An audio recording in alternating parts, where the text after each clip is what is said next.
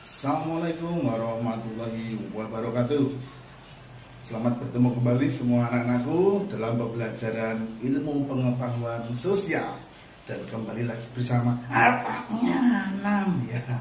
Oke anak-anak semuanya, semoga kalian di rumah tetap jaga kesehatan dan patuhi protokol kesehatan yang sudah diatur oleh pemerintah.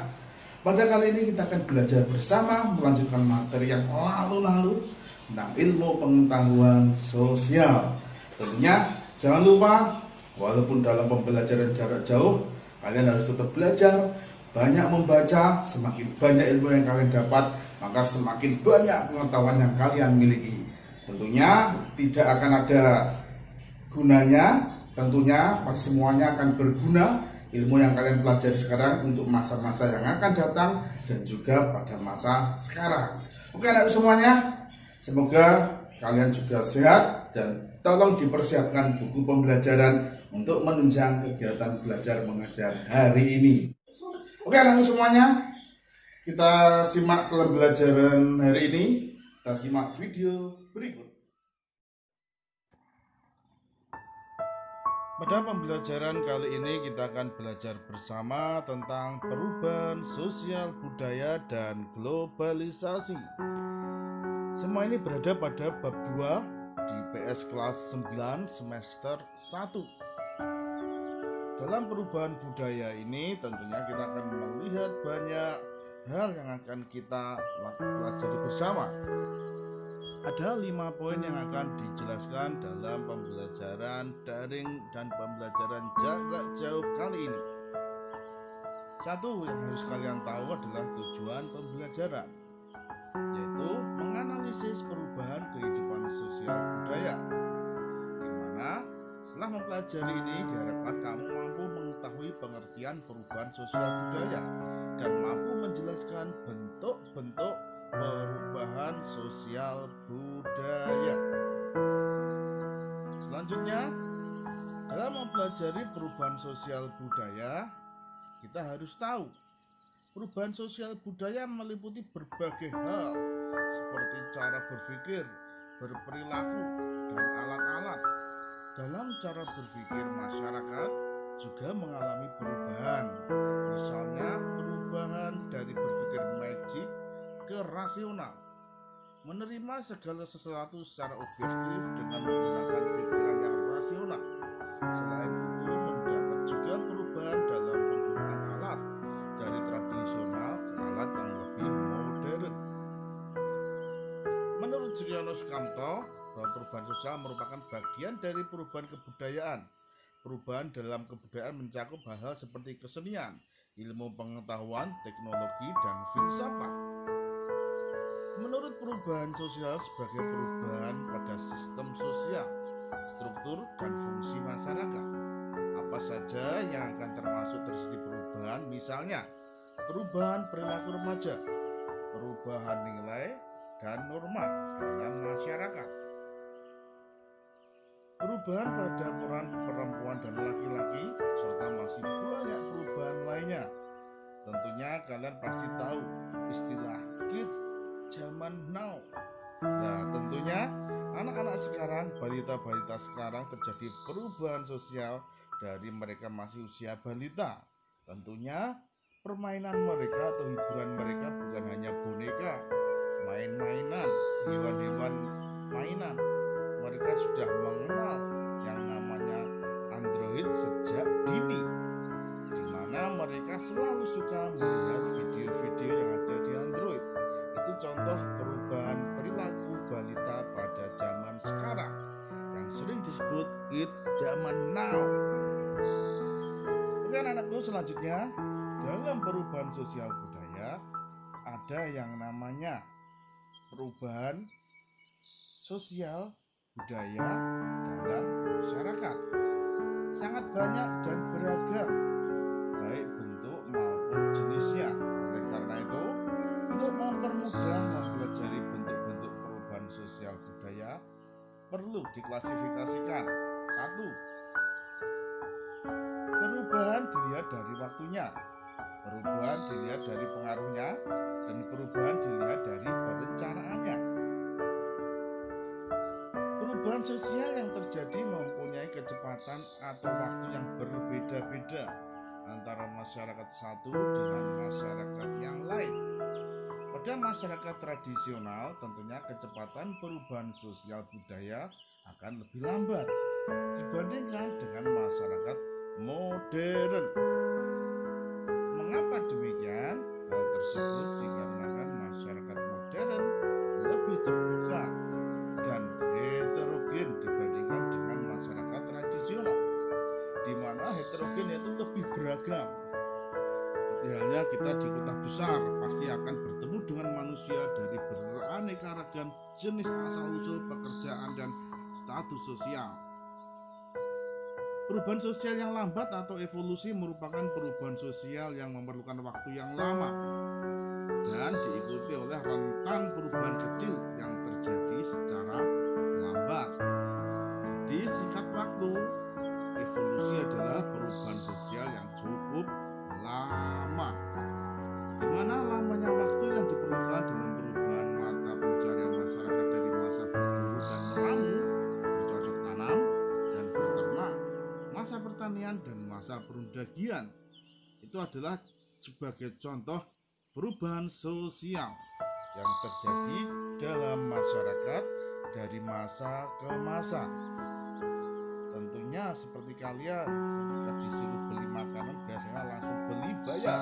Sekarang ada model dengan menggunakan GrabFood, seperti itu. Terjadi perubahan yang selalu kontinu berubah karena manusia adalah makhluk sosial, pastinya akan harus mau berubah. Apa yang dimaksud dengan perubahan sosial budaya? Revolusi, yaitu perubahan sosial yang berlangsung dalam waktu yang sangat cepat, di mana diawali dari revolusi industri, merupakan perubahan sosial budaya yang dapat dikategorikan dalam perubahan sosial yang sangat cepat terjadi pada bidang pertanian, manufaktur, pertambangan, transportasi, dan teknologi. Nah, revolusi industri tersebut di negara-negara lain, di negara-negara yang sedang berkembang maju, terjadi seperti berikut. Proses mekanisme dalam usaha industri semakin cepat, perdagangan makin berkembang, transportasi semakin lancar, berkembangnya urbanisasi, terjadinya kesenjangan sosial. Itu adalah efek dari adanya revolusi industri. Selanjutnya anak-anakku semuanya, perubahan dilihat dari pengaruhnya. Ada dua, perubahan yang pengaruhnya besar dan perubahan yang pengaruhnya kecil. Perubahan yang pengaruhnya kecil diikuti oleh sebagian kecil orang. Perubahan ini tidak membawa perubahan mendasar pada bidang kehidupan manusia, karena hanya sebagian orang saja yang mengalami. Contoh, perubahan model baju kekinian yang digemari oleh anak muda. Contoh perubahan yang pengaruhnya kecil dan tidak berpengaruh dalam kehidupan manusia.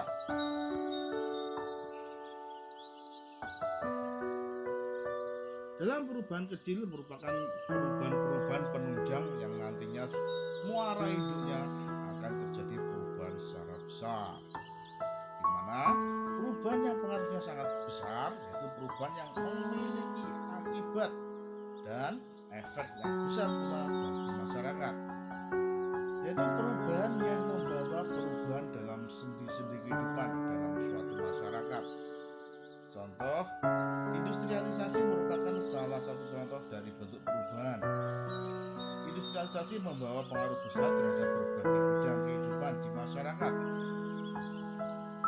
Industrialisasi merupakan proses perubahan sosial ekonomi yang mengubah sistem mata pencaharian masyarakat agraris menjadi industri. Perubahan yang skala besar seperti halnya pada masa pandemi corona ini. Hampir seluruh dunia mengalami perubahan. Sekolah-sekolah belajarnya tidak tatap muka, tapi dengan jarak jauh. Di mana-mana pasti dengan cara jarak jauh. Tidak hanya di Surabaya, tidak hanya di Jawa Timur, dan tidak hanya di Indonesia.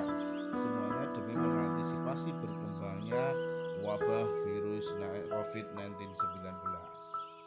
Selanjutnya perubahan yang direncanakan atau plan change. Perubahan yang direncanakan ini adalah suatu perubahan yang memang diusahakan sejak dahulu. Perubahan yang direncanakan, perubahan yang memang diinginkan atau yang dikehendaki oleh masyarakat atau pihak yang menginginkan adanya perubahan. Berarti karena itu sudah diinginkan, tentunya perubahan yang direncanakan akan lebih baik efeknya daripada perubahan yang tidak direncanakan. Selanjutnya perubahan yang kedua, perubahan yang tidak direncanakan adalah perubahan yang di luar rencana manusia berkaitan dengan adanya bencana alam, gunung meletus, tanah longsor, dan juga adanya banjir dan bencana alam lainnya. Semua tersebut akan menjadikan efek perubahan, namun perubahan tersebut tidak direncanakan karena bersifat adalah bencana alam.